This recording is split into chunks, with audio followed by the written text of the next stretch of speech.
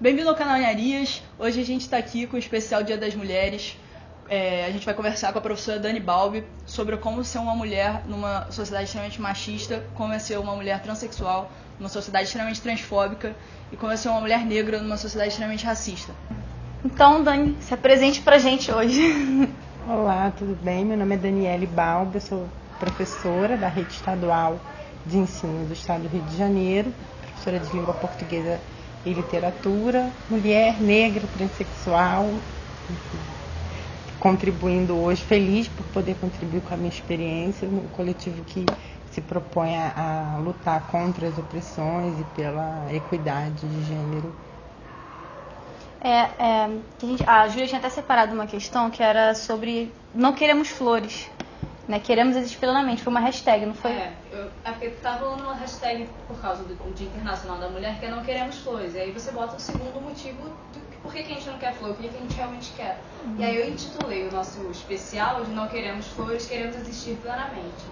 É só isso. E aí era pra pensar como reagir a esses preconceitos que abafam a nossa existência, de certa maneira. Mas é isso. E isso tem muito a ver com o fato de que que gira em torno daquilo que é ser mulher, né? Eu pergunto pra você, o que é ser mulher pra você? Isso é tão difícil, porque eu acho que são muitas desconstruções, né? Desde o momento em que você... Eu digo sempre que desde quando eu comecei a usar vestido tem, sei lá, um ano, e eu nunca fui tão amada, porque o dispositivo de meu amor, minha linda, é sempre um dispositivo de silenciamento, de cerceamento.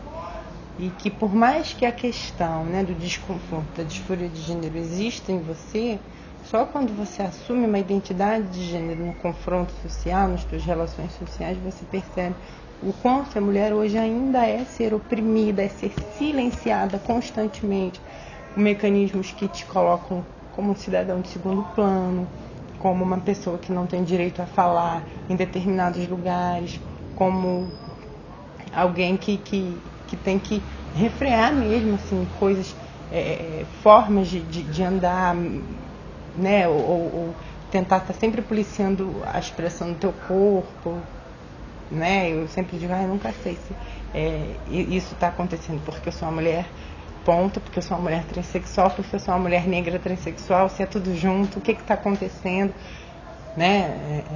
Então não é fácil, ser mulher hoje não é sobre nenhum aspecto fácil, né? Sempre é um constrangimento pela necessidade de se organizar nos coletivos feministas, pela luta pela emancipação de gênero, né? Pela igualdade de tratamento, enfim. Acho que ser mulher é lutar, né? Ter a necessidade de lutar para existir de forma plena, tranquila, na sociedade que é tão opressora. Posso fazer uma pergunta só para esclarecer para o público? A ideia do programa é a gente falar com a maior quantidade de gente diferente e numa linguagem bem acessível para quem quiser entender. Então, se você puder diferenciar, explicar pra gente o que é uma mulher trans, o que é uma mulher cis. A mulher trans é aquela mulher que em algum momento da sua vida, geralmente, mas não necessariamente, na mais tenra idade, tem uma relação complicada com a sua conformação biológica, ou seja, não se reconhece com o seu sexo biológico.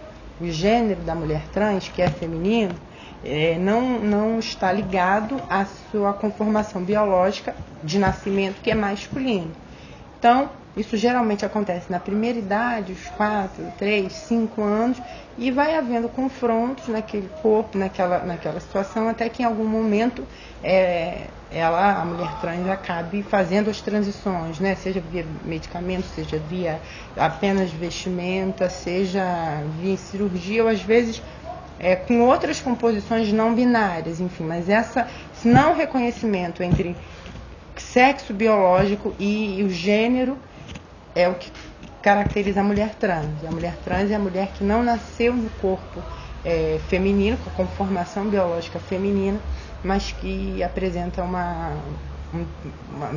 desconforto, não se reconhece naquele corpo masculino, e por isso procura a sua modificação, a sua transição.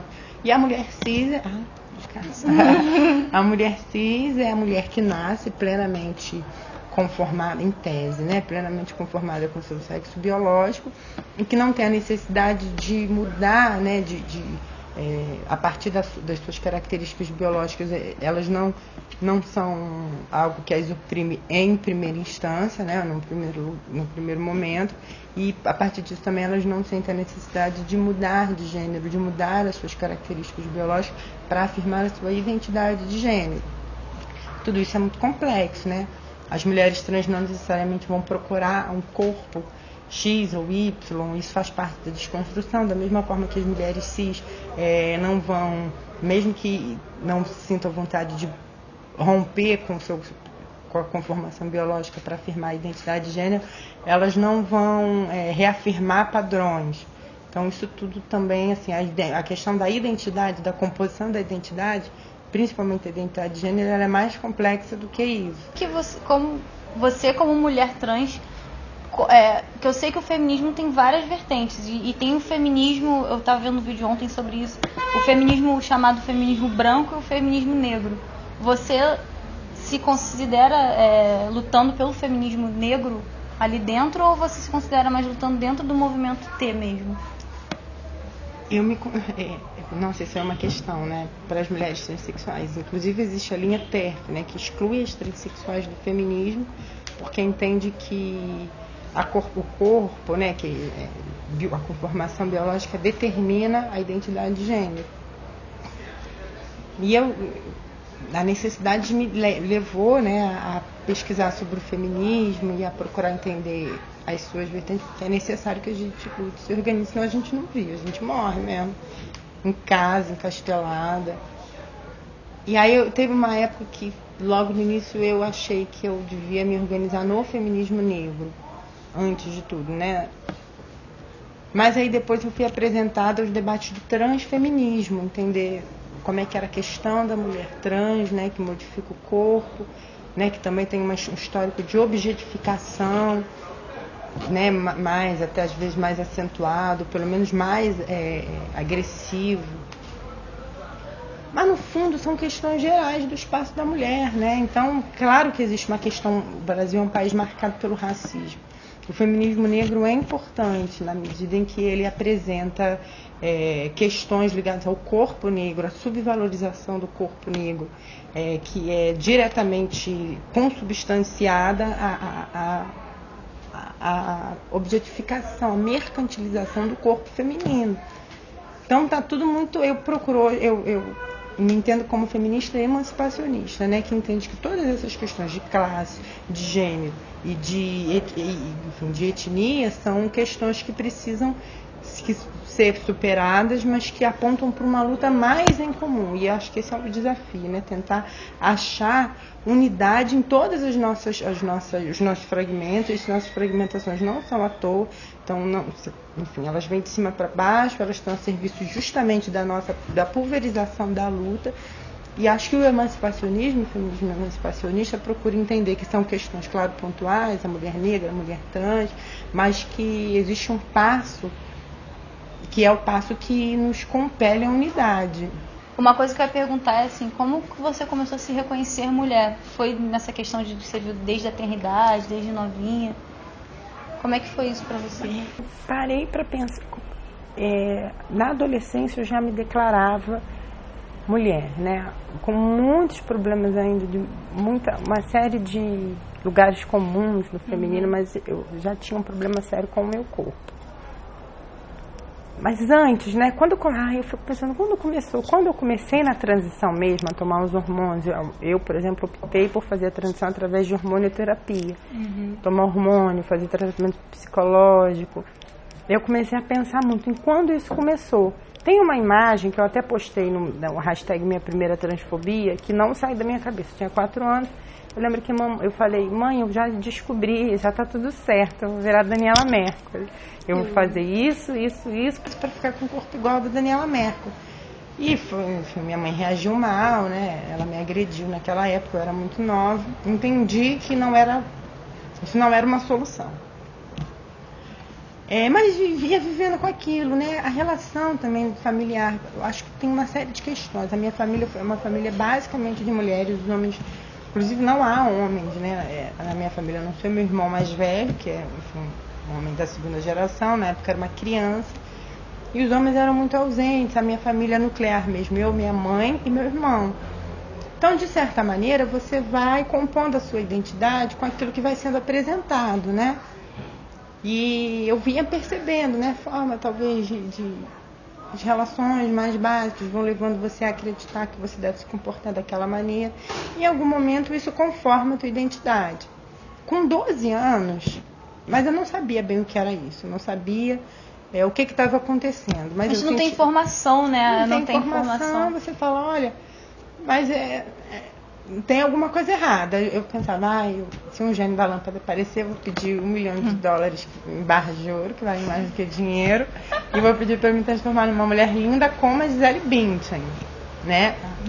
Ainda tem a questão do padrão de que mulher você quer ser. De que mulher. Eu falava, não, vai ser ela, vai ser linda, vai dar tudo certo. O gênio, obviamente, nunca apareceu, felizmente. E com 12 anos teve uma novela chamada As Filhas da Mãe. E a Cláudia Raia fazia o papel de uma mulher trans. Nessa época, na novela até tratou aquilo com bastante com cuidado, né, dentro dos limites do veículo. E aquilo me deixou aguçada. Eu fui buscar na internet o que era aquilo. Aí eu vi um filme de uma tenista que fez a cirurgia. E aí eu descobri que existia cirurgia com 12, 13 anos. Eu comecei a entrar no site, descobri um site brasileiro, que era o transexual.br.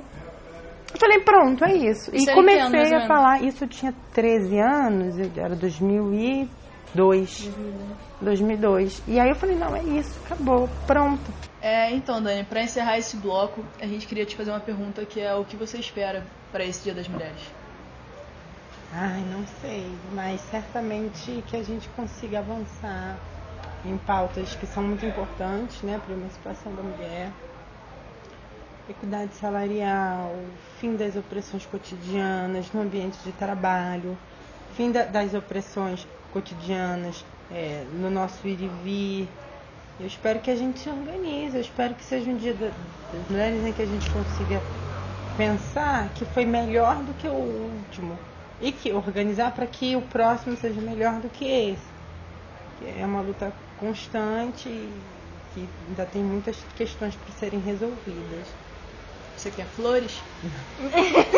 Tudo que eu não quero são flores. Mas eu quero muitas coisas. Eu quero liberdade. Liberdade, inclusive, de poder, sei lá, andar na rua sem ser objetificada, sem ser... Liberdade dos meus medos, né? Enquanto eu querer buscar um padrão que, por mais que eu me desconstrua, insiste em voltar. Liberdade de poder sair sem sutiã, né? Tudo que eu queria era ter seios. Aí agora eu tenho que ficar... Bem, que eles não são tão grandes, mas eu tenho que ficar, né, me colocando um sutiã e fingindo que o meu corpo não existe. Né? Me aprisionando. Então acho que é liberdade mesmo, liberdade, assim, respiro, tranquilidade. É isso. Então, gente, vocês gostaram dessa entrevista com a Dani? Se liga que quinta-feira tem mais, parte 2.